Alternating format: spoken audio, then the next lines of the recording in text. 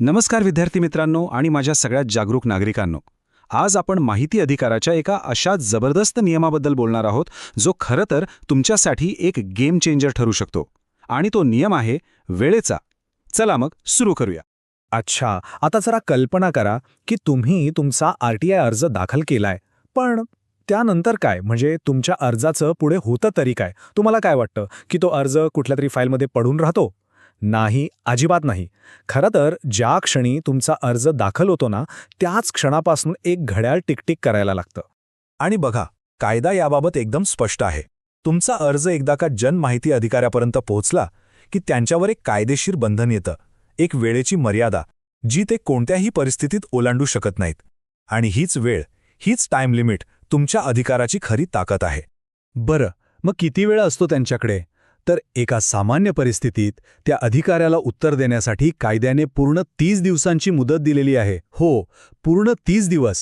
या 30 दिवसांच्या आत त्यांना एकतर तुम्हाला माहिती द्यावी लागेल किंवा मग तुमचा अर्ज का नाकारला याचं स्पष्ट कारण द्यावं लागेल. आणि एक गोष्ट लक्षात घ्या, ही जी 30 दिवसांची मुदत आहे ना, ही काही कुणाची मेहरबानी किंवा सरकारी सवलत नाहीये.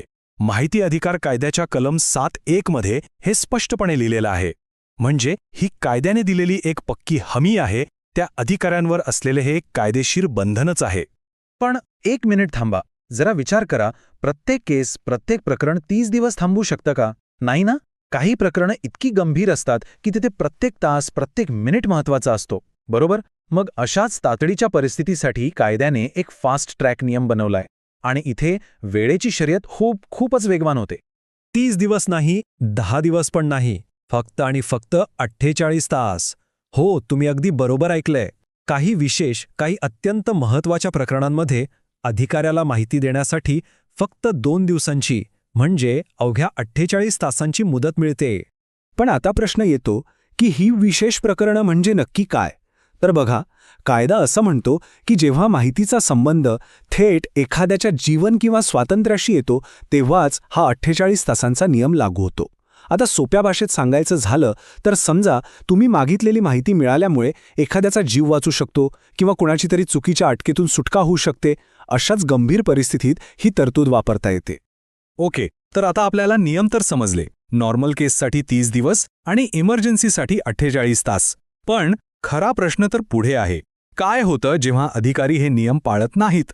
विचार करा, 30 दिवस उलटून गेले आणि तुमच्या अर्जावर काहीच उत्तर आलं नाही. मग काय, तुमची सगळी मेहनत वाया गेली का? अजिबात नाही.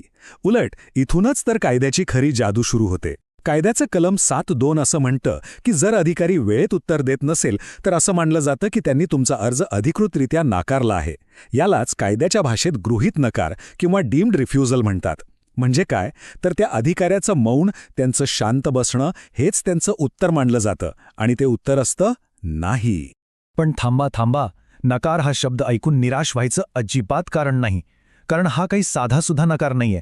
हा गृहीत नकार तुमच्यासाठी शेवट नाही, उलट एका नव्या आणि अधिक शक्तिशाली अधिकाराची सुरुवात आहे. असं समजा की इथून पुढे खेळाचे नियमच बदलतात आणि पारडं पूर्णपणे तुमच्या बाजूने झुकतं. आणि खरं सांगायचं तर हेच या कायद्याचं खरं सौंदर्य आहे. बघा, कायद्याचं कलम 7(6) काय म्हणतं ते. हे कलम म्हणजे अधिकाऱ्यांनी केलेल्या विलंबावर कायद्याने दिलेले एक सणसणीत उत्तर आहे. ही एक अशी तरतूद आहे जी थेट तुमच्यासारख्या सामान्य नागरिकांच्या हातात एक खूप मोठं शस्त्र देते. अगदी बरोबर. म्हणजे जर अधिकारी वेळेच्या आत माहिती देऊ शकले नाहीत तर कायद्यानुसार तीच माहिती त्यांना तुम्हाला पूर्णपणे मोफत, म्हणजे फुकट द्यावी लागते. हो, 1ही रुपया न घेता. मग ती माहिती 100 पानांची असो किंवा 1000 पानांची. तुम्हाला फोटोकॉपीसाठी सुद्धा 1 पैसा द्यायची गरज नाही. त्यांचा उशीर हा तुमचा आर्थिक फायदा आणि तुमचा हक्क बनतो. तर माहिती मोफत मिळण्याचा हा जबरदस्त अधिकार तर आहेच. पण समजा अधिकाऱ्याने वेळेत उत्तर दिलं तर मग सामान्य परिस्थितीत माहिती मिळवण्यासाठी किती खर्च येतो? कारण या कायद्याचं मूळ उद्देशच हा आहे की पैसा कुणाच्याही माहिती मिळवण्याच्या आड येऊ नये. आणि खर्च तो तर अगदीच नाममात्र आहे. इथे बघा, अर्जासाठी फक्त 10 रुपये लागतात. आणि समजा तुम्हाला काही कागदपत्रांच्या प्रती म्हणजे फोटोकॉपी हव्या असतील तर प्रत्येक पानासाठी फक्त 2 रुपये. म्हणजे बघा, माहिती मिळवणं हे कुणासाठीही आर्थिकदृष्ट्या अवघड असू नये याची पूर्ण काळजी कायद्याने घेतलेली आहे. पण कायदा इथेच थांबत नाहीये. समाजातील सर्वात शेवटच्या घटकाचा विचारही या कायद्याने केलाय. म्हणजे जर अर्जदार दारिद्र्य रेषेखालील म्हणजेच BPL कुटुंबातील असेल तर त्यांना हे 10 रुपये किंवा फोटोकॉपीचे पैसे काहीही भरावं लागत नाही. सगळं शुल्क माफ आहे. त्यांना फक्त आपल्या BPL कार्डची एक प्रत अर्जासोबत जोडायची आहे. याला म्हणतात खऱ्या अर्थाने सर्वांसाठी माहितीचा अधिकार. चला तर मग आज आपण जे काही शिकलो त्यातले महत्त्वाचे मुद्दे पटकन एकदा आठवून घेऊया. पहिला, सामान्य माहितीसाठी 30 दिवसांची मुदत. दुसरा, जीवन आणि स्वातंत्र्याचा प्रश्न असेल तर फक्त 48 तास. तिसरा, वेळेत उत्तर नाही आलं तर तो गृहीत नकार मानला जातो. चौथा आणि सगळ्यात महत्त्वाचा, जर अधिकाऱ्यांनी वेळ पाळली नाही तर माहिती पूर्णपणे मोफत मिळते. आणि पाचवा, BPL अर्जदारांसाठी कोणतंही शुल्क नाही. हे 5 मुद्दे कायम लक्षात ठेवा. तर आता नियम तुमच्यासमोर आहेत आणि अधिकार तुमच्या हातात. हे ज्ञान फक्त ऐकून सोडून देण्यासाठी नाहीये, तर ते वापरण्यासाठी आहे. तर आता तुम्हीच ठरवा, या माहितीच्या अधिकाराचा वापर करून आपल्या लोकशाहीला अधिक मजबूत आणि पारदर्शक बनवण्यासाठी तुम्ही पहिला प्रश्न कोणता विचारणार आहात.